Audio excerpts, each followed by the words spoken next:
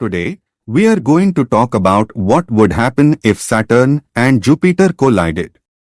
As you know, Saturn and Jupiter are two of the largest planets in our solar system, with Saturn being the sixth planet and Jupiter being the largest. But what if these two giants were to collide?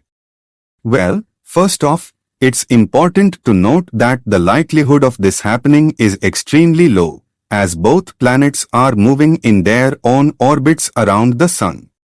However, if for some reason their orbits were to intersect, the consequences would be catastrophic.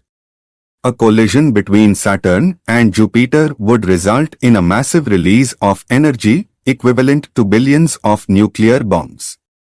The energy from the collision would cause the two planets to completely disintegrate, releasing a cloud of gas and debris into space. This cloud would